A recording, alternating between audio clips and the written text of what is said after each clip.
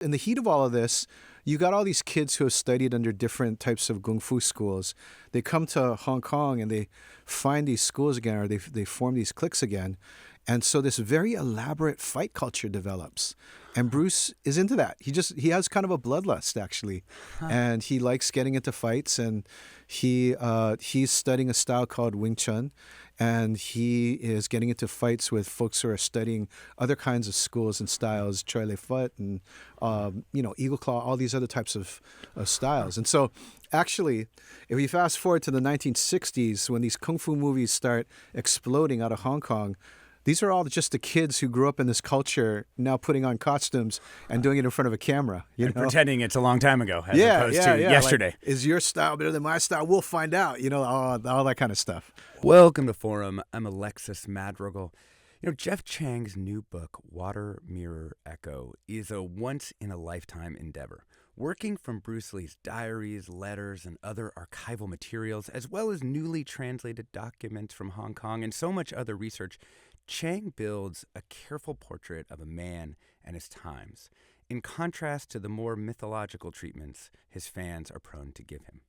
The book is meaty, and it's as rich for Bruce Lee stalwarts as it is for people like, admittedly, myself, who have a more passing knowledge of the martial artist and actor. Jeff Chang, of course, is also the author of many other books, including Can't Stop, Won't Stop, A History of the Hip-Hop Generation. And Jeff Chang joins us in the studio this morning. Welcome. It's great to see you. It's great to be here. Yeah, great to have you. Great to have you.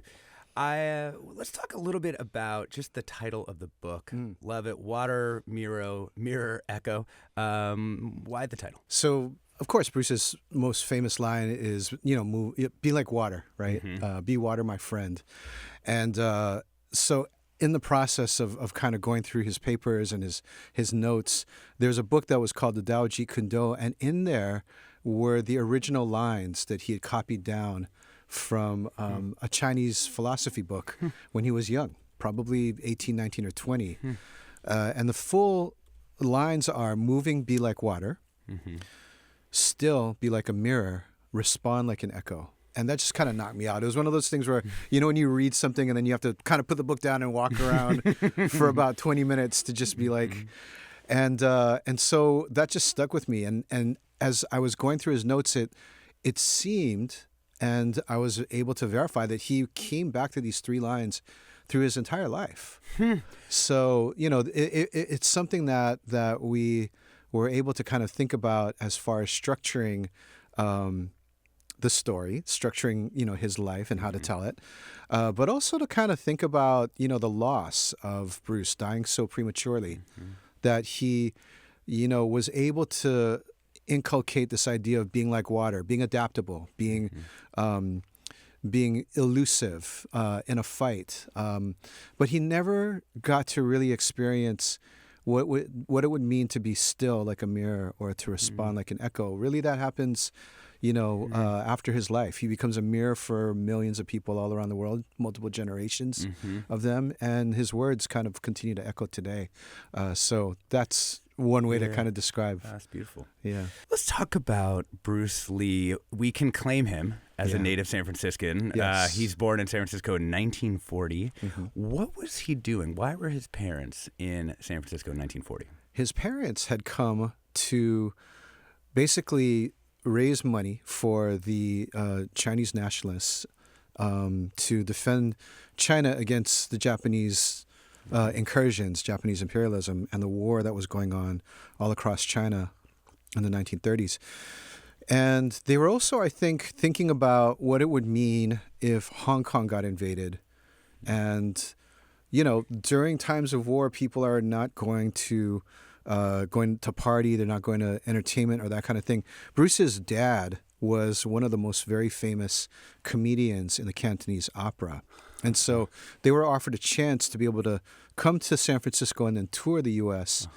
And when they get here, his mom gets pregnant.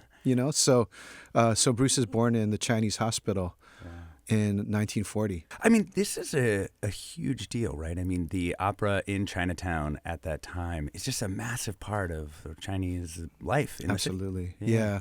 And the other part of it too is because he's born in the U.S., he is a U.S. citizen, birthright citizenship, So under today's debased language around immigration, he'd be called an anchor baby, He later on kind of plays around with this idea in some of his writings to the press, and he says, maybe my dad, had me in the U.S. by design, or maybe it was just an accident. We'll never know. I don't think that his parents intended to have another kid. Yeah. At that time, the Chinese Exclusion Act was still in place. Bruce wouldn't have been able to go anywhere outside of Chinatown, Right. Even when his parents came in, they had to go through Angel Island and were subjected to all kinds of humiliations.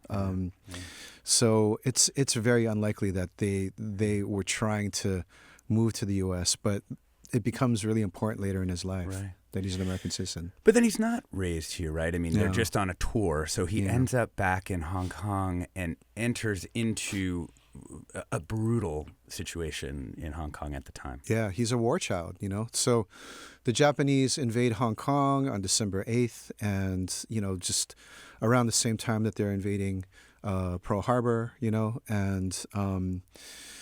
and suddenly Hong Kong is thrown into war and starvation, and his father needs to go and work for bags of rice. Mm-hmm. So he nearly starves to death, and many of his peers, his young peers, babies are dying left and right. So that's something that it's hard to kind of imagine when you see Bruce now so yoked and invulnerable, to think about that he almost really starved to death. Wow.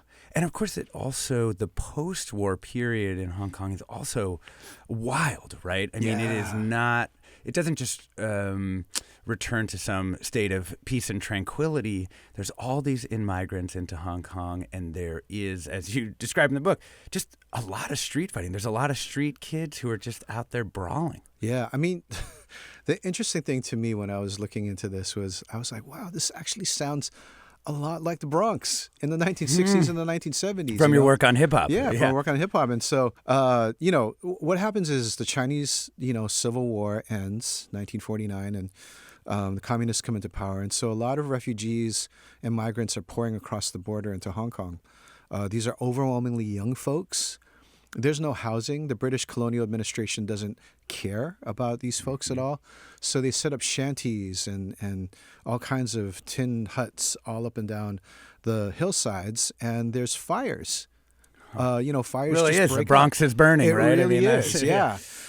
In the heat of all of this, you got all these kids who have studied under different types of kung fu schools. They come to Hong Kong and they find these schools again, or they form these cliques again. And so this very elaborate fight culture develops. And Bruce is into that. He has kind of a bloodlust, actually. And he likes getting into fights. And he's studying a style called Wing Chun. And he is getting into fights with folks who are studying other kinds of schools and styles, Choi Lei Fut and, Eagle Claw, all these other types of styles. And so actually, if we fast forward to the 1960s, when these kung fu movies start exploding out of Hong Kong, these are all just the kids who grew up in this culture now putting on costumes and doing it in front of a camera. And pretending it's a long time ago as opposed to yesterday. Like, is your style better than my style? We'll find out, all that kind of stuff. Wow. So, yeah. Yeah, I mean, that part of it was such a revelation to me that there was a material basis for for the Kung Fu movie. Just absolutely wild. We're talking with writer Jeff Chang about his new book, Water, Mirror, Echo. It's about the film star, martial arts expert, and really icon Bruce Lee and how Lee helped make Asian America. Of course, Jeff Chang is author of many other books, including Can't Stop, Won't Stop, History of the Hip Hop Generation, as well as Who We Be and We Gon' Be All Right. We want to hear from you. How has Bruce Lee influenced or impacted your life? Maybe you knew Bruce Lee in Oakland. Definitely a possibility, or ran into him in San Francisco. Maybe you have a Bruce Lee story to share. You can give us a call. The number is 866-733-6786. That's 866-733-6786. You can email your comments and questions to forum@kqed.org. Real quick, did you feel like an enormous responsibility writing this book? Like taking on Bruce Lee? It feels like so tough. I did. One of the things that Bao and Wen, a friend of mine who did the movie Be Water, kept on telling me was, for everybody, Bruce Lee's life, his son Brandon Lee, the family's life, it's a spectacle. But for the family, these are people who, flesh and blood, it's a father who's gone, a brother who's gone. So I did feel a deep responsibility to be able to represent correctly. Yeah. We'll be back with more from Jeff Chang right after the break. Welcome back to Forum. I'm Alexis Madrigal. We're here with writer Jeff Chang talking about his new book about Bruce Lee called Water, Mirror, Echo. We'll get to your questions and comments about Bruce Lee and his impact in your life. The number is 866-733-6786. That's 866-733-6786. All the social media things were KQED Forum, and the email is forum@kqed.org. Before the break, we were with sort of young Bruce Lee in Hong Kong. He's in this fight culture. He's studying Wing Chun. But there's this other aspect. I mean, his father is a film star in Hong Kong. Star, yeah. And so he becomes a child star at the same time. That's right. And, he's sort of a clean-cut guy. He's a cha-cha dancer. He's a teen idol. He's a handsome guy, So he's kind of living this double life. On the one hand, he's in with the in crowd. Like all of the young movie stars, there's such a huge culture of this, of course, throughout Asia, in Hong Kong, obviously South Korea, Japan. He's one of those young, cool cats. Yeah. But he's also got like this taste for blood. And so he's kind of, back and forth through this. And finally, something has to give. And so he gets into one too many fights, and his parents are like, you're done. We're going to send you back to the U.S.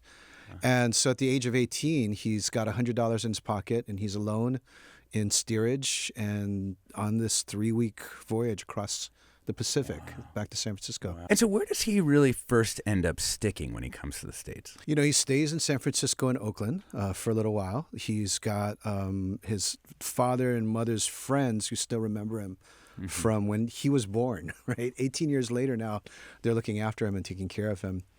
But he gets, again, into fights. He wants to test his kung fu mettle with the folks in Chinatown, and they're not having it. And so his parents are like, okay, we're going to send you to Seattle. Less Chinese. Can't get into trouble up there. Right, yeah. Less Chinese. You're going to work in a restaurant, and you're going to earn your high school diploma and get your college degree. And that's what you're going to do. And so he spends about 5 years in Seattle. And I think that's where he really learns what it means to be American. Who teaches him that? I think he learns really from his friends. He is a 19, 20-year-old who has been studying these Kung Fu styles. So he comes into town and people are like, wow, like he's doing performances, in Chinatown. And people are like, wow, what is that? And they all come to him and ask him to teach. And he's 19 years old. He can, he's still struggling with English because he's been a poor student. He hasn't been a good student. Though he went to a British school, Though right? he went to the British colonial schools.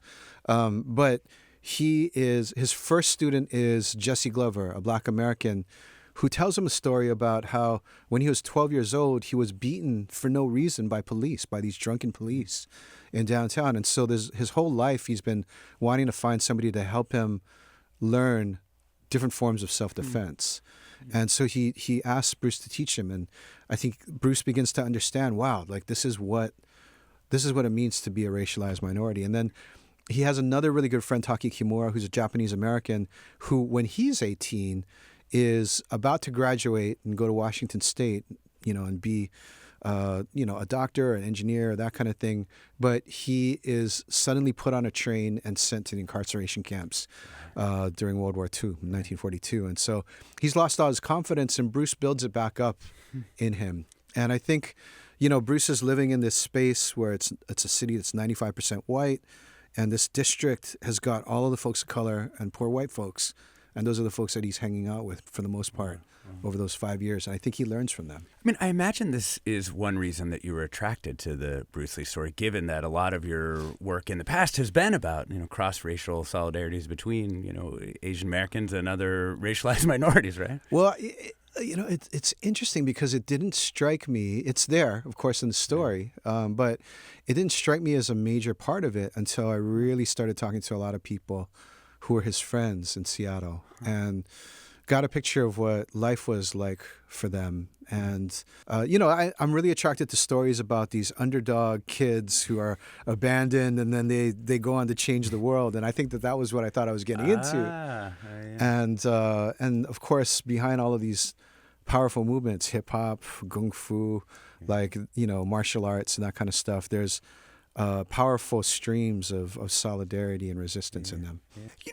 I'm a little.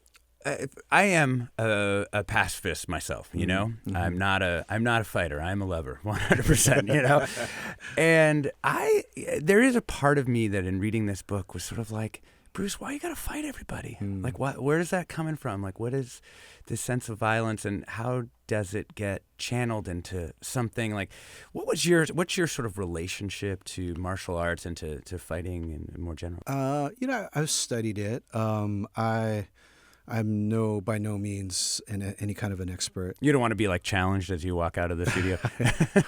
Man. Alexis, what are we doing here? Yeah. I'm going to slip out the back door, man. Right. No, I my grandfather was a boxer, and he didn't go pro. He was on the verge of going pro, and he didn't go pro.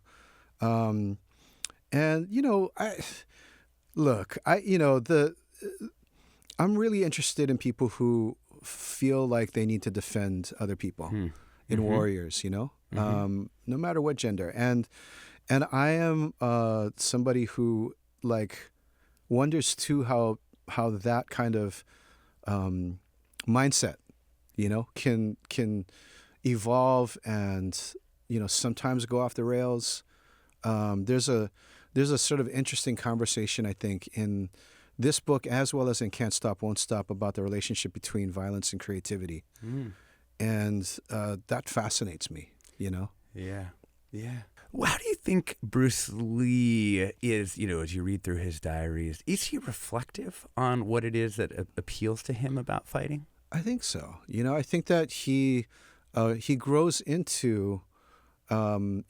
out of, I should say, this sort of fighting for fighting's sake thing when he's a young man, into this idea of thinking about what it means to be able to protect yourself in a dangerous world, and to be able to assert yourself when everybody wants to step on you. I think that's the underdog kind of mentality that he adopts, coming out of hanging out with all these people in Seattle and San Francisco and Oakland who are outcasts, who are not thought of as folks who are good for society, for whatever reasons. And so, I think that as he evolves into teaching, it's less and less. There's a part of it that's about the formal art of it. He just loves the art of it, And there is, it's like being an athlete in that kind of a way, right? There's a formal kind of aspect to it that you want to train in, you want to get better, you want to continue to improve. He has this insatiable knowledge and curiosity for different types of fight styles. And his training, too. I mean, his training sounds tremendous. All the weightlifting and the running, in addition to all the other kinds of training. Talk to us about how skilled he actually was. Like, where would we put him in the pantheon, This is kind of interesting internet type debate, right? If Bruce Lee faced Muhammad Ali, who would win? Those kinds of things, right? I think he was really, really important to the martial arts movement in the U.S. He styled himself as a renegade. He styled himself as somebody who was against the sort of rote repetition of learning, and was really about what works, what really, really works. And in this way, he found common cause with a lot of martial artists coming up from Hawaii. Yeah. And which you're from there, so I assume that's also something you're familiar with and kind of interested in too. Yeah. People in Hawaii were mixing up martial arts styles for 2 generations before Bruce, and so Bruce meets up with a lot of these types of folks and folks who have trained in Chinatown, Queens, and they have become disenchanted, and they sort of have this all out type of style. They want to get on the floor. They want to test out these different techniques. They want to really see what works. And ultimately, he comes to this philosophy that he calls Jeet Kune Do, which is about finding your own kind of patterns and rhythms and what works for you. I mean, you note in the book there's sort of there's some kind of connection between this style that he's built, which is this kind of mishmash of things from across Asia and Hawaii and other places. And American boxing. And American boxing, French, right. You know, kickboxing and all Which this kind then of stuff. Yeah. does feel like it has some relationship with the in the subtitle of the book, like sort of Asian America and these things. Do you see those things as being kind of like that this was an Asian American style as opposed to something that had its lineage in a particular place? Yeah, absolutely. I don't think that you can talk about mixed martial arts these days without looking at the centrality of Asian Americans in that mix. You know, so people like Bruce, people like Ed Parker from Hawaii, Danny Nosanto, like the list goes on and on and on and on. But these are folks who were pulling together all of these different types of ideas and mixing them up at this particular point in the 1960s. And that, I think, fuels a new era in Asian fighting arts in the U.S. So interesting. You know, we're talking with writer Jeff Chang about his new book about Bruce Lee, Water, Mirror, Echo. Of course, we want to hear from you. Maybe you practice martial arts. What draws you to the martial arts, and how do you think about Bruce Lee? What impact do you think Bruce Lee had on American and Asian American culture? You can give us a call. Number is 866-733-6786. That's 866-733-6786. The email is forum@kqed.org. Social media, Blue Sky, Instagram, we're KQED Forum.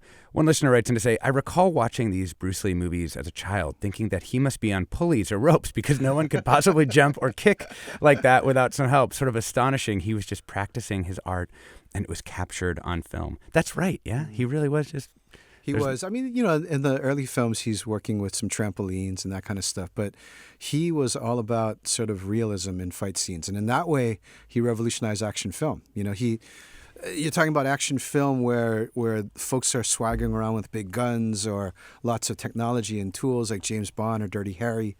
And he's just like, no, 2 fists, 2 legs, maybe 2 sticks, and let's go, you know? Right. And now you can't watch an action movie without that kind of a thing happening in it. Yeah. One of the things we need to talk about, being that this is a Bay Area show, is he does, in fact, open up a martial arts studio in Oakland. It's on Broadway, for those who are trying to imagine where this is. It's about a block from Oakland Tech. That's right. Right by the Toyota. Yes, right.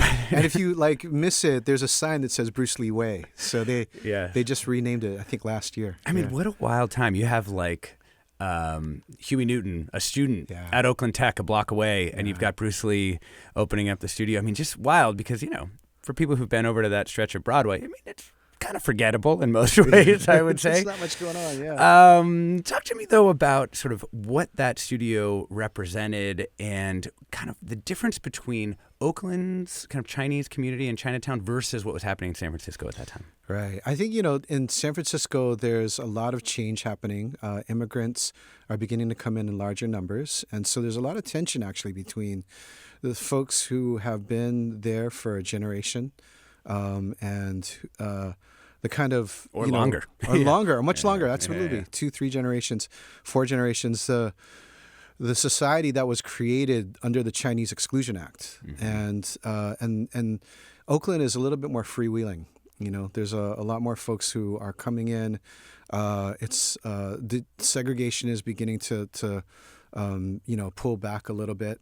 And so East Bay folks are they're thought of sort of as the country cousins in some ways of the folks in Chinatown. But, you know, I think he arrives at a moment in which the axis is shifting a little bit, you know, and so he gets into trouble with some of the old guard in Chinatown.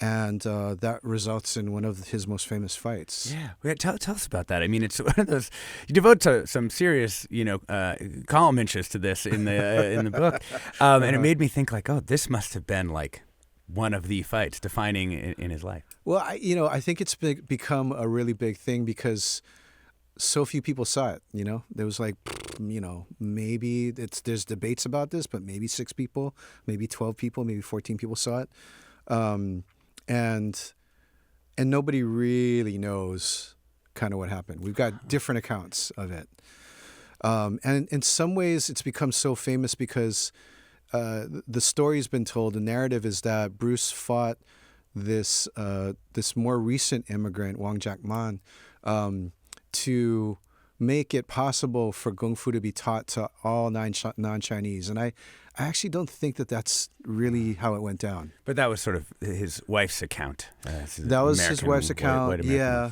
And, and it's sort of been held up by movies and, mythology and all this kind of stuff. The reality is it was just sort of a challenge fight. And, the way that it ends, you can read in the book, the different accounts of it is not so clear. But there's a debate in the Chinatown newspapers about it afterwards. And I think that this reveals a lot about the kind of ways of change that are happening in the Asian American communities at that particular time with the new ascendance of immigrants. Wang Jackman kind of represents, in some ways, the good immigrant, and Bruce Lee is sort of the bad immigrant in the Chinatown press.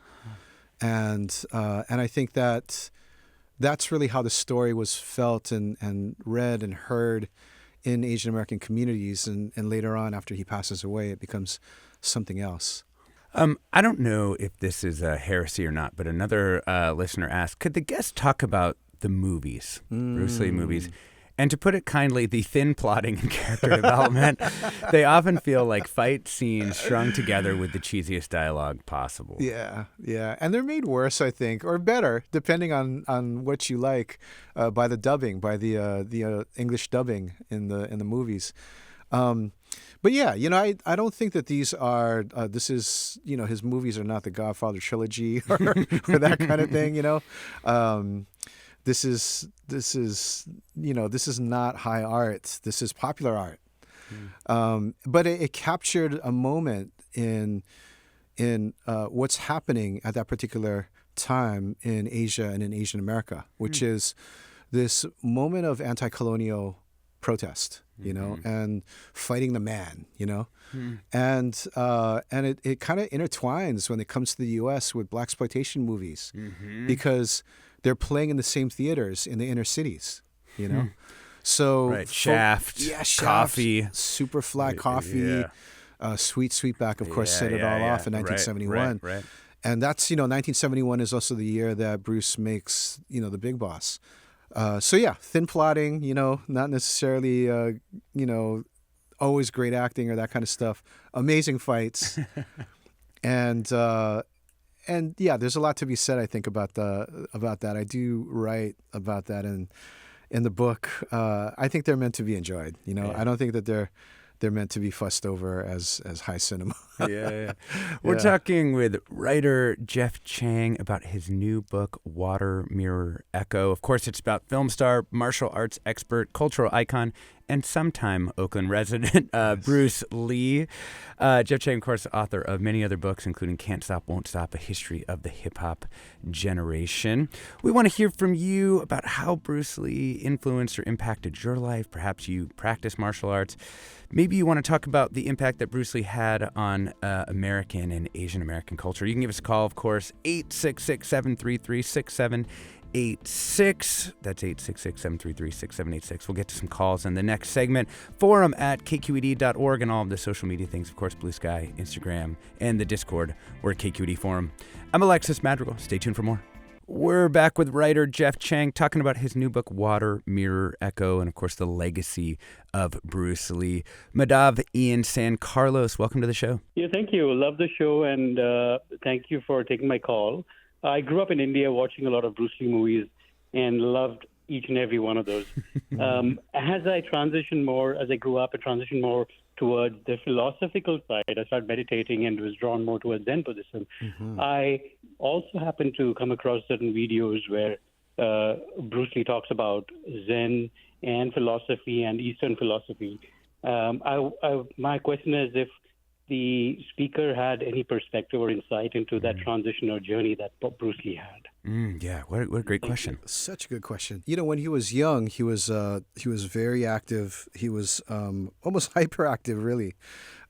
He couldn't stop and he wouldn't stop. So, his dad tried to basically take him out and teach him Tai Chi. And in teaching him Tai Chi, he wanted to sort of pass on. Take some patience. Yeah. Maybe build slow discipline. down, think about, how you're moving your chi around, but also the balance of forces and that kind of thing. And he hated it.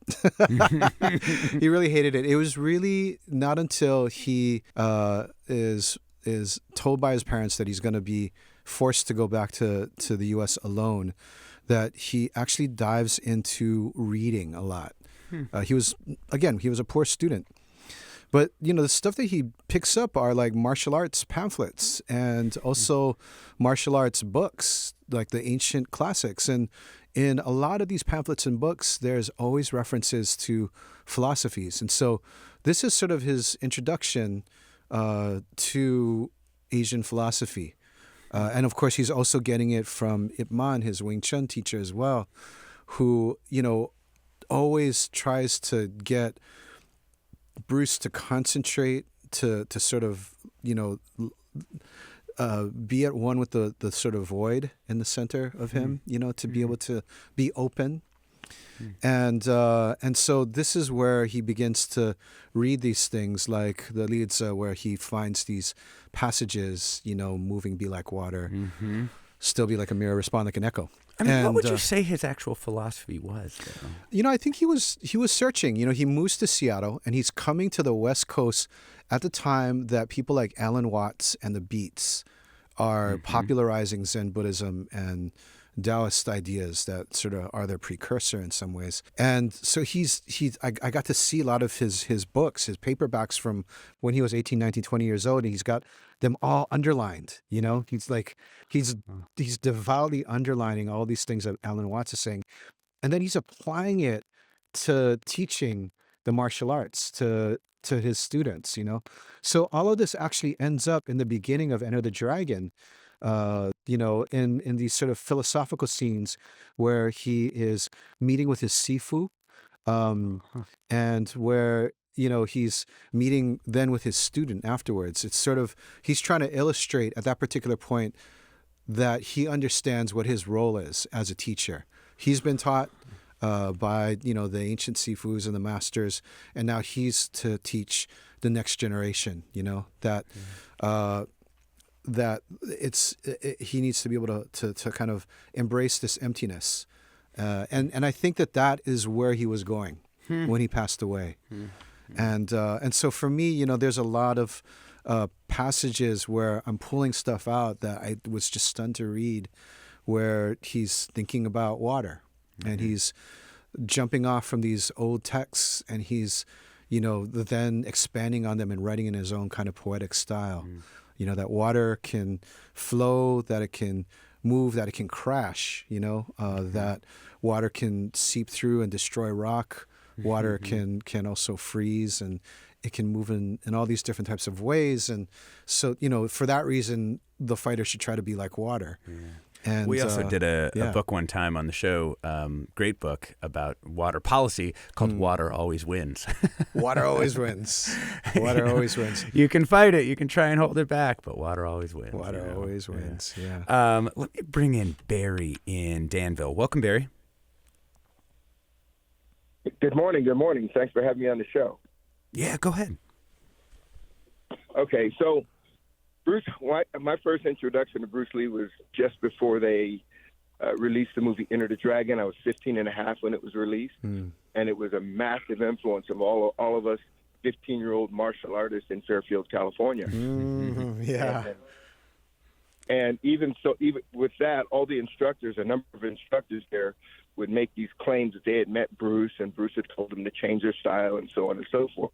But for us, it was just this amazing artist, this amazing fighter, and it just changed the way we felt in an area at times that felt like we needed to be able to defend ourselves, because the school I went to, Fairfield High, was a heavily mixed school that was also influenced by Travis Air Force Base. So there were a lot of Southeast Asian students, but there was also, since Fairfield was an old farm town, country town, there was a heavy influence of people that still had Confederate flags in the back of their trucks and rifles in the back of the windows. So you just kind of felt like you wanted to be able to defend yourself, to fight if there was a need to. Mm. Do you feel like it also kind of gave you a sense of discipline too, and when not to fight? Well, absolutely. Well, first of all, foremost, the best fight is the one where you can actually posture or look at a person to where they feel like, I might be able to fight this guy, but it's going to cost me, so I'll stay away from it. The art of fighting without fighting, as Bruce would put it. Yeah. There you go. There you go. Yeah. Oh, Barry, what a great call. Super appreciate that, and appreciate you sharing your experiences with us and that portrait of Fairfield High too. John writes in to say Bruce Lee's life intersects with African American culture and continues to have a deep influence on hip hop. I'm thinking about the Wu-Tang Clan. Absolutely. A journey that is well honored in the Bruce Lee exhibit at the Chinese Historical Society of America in SF's Chinatown. I introduced my son, who was studying martial arts, to Bruce Lee's movies this summer and realized just how much social issues are a consistent part of Bruce Lee's storytelling. For example, the beginning of Enter the Dragon begins with Jim Kelly being attacked for no reason by police, and he successfully defends himself but has to leave the country. That's right. Perhaps this is a reimagining of Glover's story that you mentioned at the top of the hour. It might be. I don't know that there was a direct correlation, but there might have been. I'm sure that Bruce was, telling folks, the scriptwriters and those folks about these types of things. At that time, from a marketing standpoint, they were not sure that Bruce, as an Asian American hero, would be able to carry the movie. And so they wanted to have sort of this three-pronged, sort of three the hard way type of thing. So you'd have Jim Kelly, you would have John Saxon, a white man, and you'd have Bruce Lee as the sort of triumvirate of heroes. Of course, Bruce went on to make the film, and the rest is history. And Bruce is the hero that we talk about the most out of all of that. But I really like that particular point because there are these moments, right? There's the anti-colonial themes of Fist of Fury.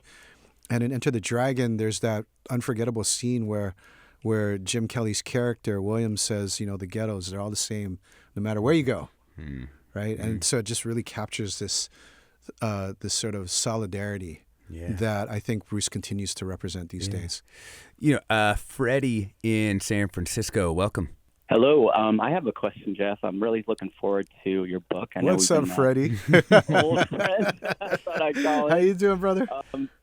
I'm good. Good to hear you. I'm glad you're on the show. I want to, for the benefit of the listeners, I think it's important to maybe have an opportunity to express that 1973 was a really pivotal year for both Bruce Lee's life and the birth of hip-hop. I'd love for you to kind of express from your expert point of view kind of that kind of coincidence. I've always thought it was auspicious with Enter the Dragon in 1973 and then everything that happened in the Bronx. Yeah, thank you, Freddie. I got a huge smile on my face right now. So 1973 is the year that Bob Marley and the Wailers break in the spring. In August, DJ Kool Herc and Cindy Campbell throw a party in the Bronx that becomes heralded as the first party in hip-hop. And a few days later, Enter the Dragon opens. So there's a way in which the entirety of global popular culture shifts during that particular year. The earlier in the year, too, the number one record in the country is called The World is a Ghetto by a group called War. So there's really an amazing kind of way to look at, even now with this cultural backlash that's happening in the U.S., to understand that 1973 is really a turning point for us to be able to hear stories from the outcasts, from the marginalized, right? From the tenement yards of Jamaica to, the ghettos of Los Angeles to, the Bronx. And then, of course, third world countries or third world colonies like Hong Kong. Yeah. But let's also talk about the specific kind of way in which Bruce Lee was Asian American too, right? At a time when that term still had its sort of political connotation as in the way Chicano did, you know. Talk to me about that. Do you think he sort of took that on as a thing, or was he fine kind of being smelted into the broader culture? I think that what he wanted to do was to really be able to portray the richness, the glory, and the power of Asian, philosophy and Asian fighting arts. He was not part of the Asian American movement that was kind of jumping off here in the Bay Area in 1968. A group of 6 people get together in Berkeley and they say, we're not going to be called Orientals anymore, right? That's like the East. And to us, New York City, Washington, D.C., and London is the Far East, right? Like it makes no sense. We're going to call ourselves Asian Americans. And then there's a Third World Liberation Front and the strikes that break out at San Francisco State and Berkeley, which kind of lead us culturally to the moment that we're in these days, with this backlash against the campuses and the way that that liberatory education has been, brought into the university, into these institutions. But he was Bruce was sort of a parallel type of nature. Like the rise of Bruce Lee is happening at the same time that the rise of Asian America is happening. And so, he becomes a symbol, I think, in death, even actually when he was alive. Let's start with that. He becomes a symbol of liberation, of solidarity, of unity. His movies are playing in Chinatown, Manila Town, right across the street from the International Hotel. Famed site of Asian American organizing. That's right. Yeah. And, and the crowds there are mixed. There are all of these folks who are protesting on campus during the day, trying to demand ethnic studies and, liberatory education and, and then they're going to the movies and they're seeing Bruce fighting anti-colonial types of fights, on the big screen, and they're cheering about it. This is Forum. I'm Alexis Madrigal. It is a fascinating moment, this moment where all these forces are kind of drawing on maybe some of the same rootstock, of an anti-colonial world, a kind of rising what we'd now maybe call anti-racism, and these kind of coalitions are coming around. It makes sense to me then that at another moment when a lot of violence has visited on Asian Americans during the pandemic in the wake of COVID and all these things, that Bruce Lee as a symbol would come back in such a strong way, which you note in the book. Just suddenly Bruce Lee is all over Chinatowns of America and other places. He's everywhere all at once. I mean, it was really interesting to kind of see that. I had been working on this bio for a while, and then the pandemic happens and the upsurge in violence against Asians and Pacific Islanders in the U.S. on the continent. And this is the moment in which all of a sudden these murals start appearing and the picture of Bruce reappears on all our social media feeds. And he's a symbol of, strength, of pride, of perseverance in this particular moment. When we're feeling... And defense. Right. Absolutely. Self-defense. When we're feeling super vulnerable, and we're asking for folks to recognize us in our pain, right? Like you recognize Bruce, maybe you can recognize us, right? And in turn, like we recognize through Bruce, like your pain as well. It's a symbol of solidarity. And that changed the direction of the book for me. I was like, wow, like there's a bigger story. Bruce's story is huge enough, but there's a bigger story to also kind of put in here. And it's the echo part, right? The echo part, the part about how Bruce echoes across the generations, and each generation kind of creates its own Bruce. I think for Freddie and me and other folks in the hip hop generation, like our image of Bruce is Bruce Photoshop behind 2 turntables, getting ready to get busy, right? But I think that for this generation, it's Bruce, as a powerful warrior. And that means a lot. Let's get one last call in here. Ali in San Jose, welcome. Hi, thank you for taking my call. I grew up watching his movies in the 70s, growing up a teenager in Iran. And I got the Bruce Lee fever like everybody else in town. Later on, after I practiced karate for a couple of years, and then watching his movies again, only then did I realize how skillful he was and what dexterity and control he had. over every muscle of his body, because at that time I was able to appreciate that. And then having seen like a handful of other martial artist movies, I in my humble, uneducated opinion, they are nothing compared with Bruce. He was light years ahead of them. And finally, I was amazed to learn that he was a philosopher of sorts, too. Much respect to him. Rest in peace, bro. Yeah. And thank you.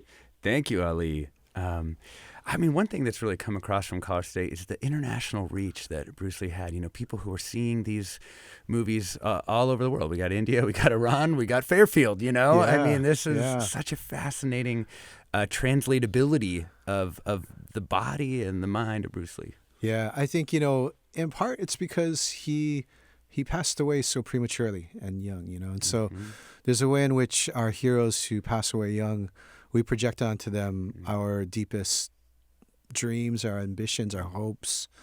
But there's also a way in which, you know, he understood the assignment, so to speak. You know, he understood that if he was going to be able to get out there and break through the bamboo ceiling in Hollywood, that he needed to do it in a way that could be welcoming to everybody, in which everybody could see themselves in him. And that's sort of exactly what happened. It's just that it happened after he had suddenly passed away. Yeah. We've been talking with writer Jeff Chang about his new book, Water, Mirror, Echo.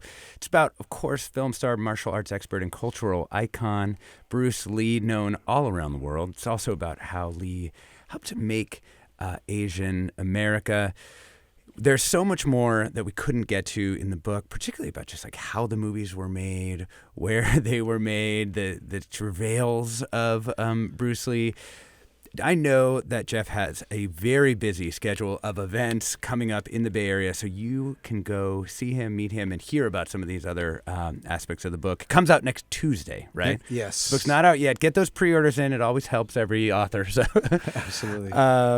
Thank you so much for joining us this morning. Thanks so much for having me, Alexis. Yeah. And thank you so much to all of our listeners for your calls and your comments. Always so enlightening what strikes people about different books. Keep an eye out for this interview too to show up on the KQED News YouTube channel soon. I'm Alexis Madrigal. Stay tuned for another hour of Forum Ahead with Mina Kim.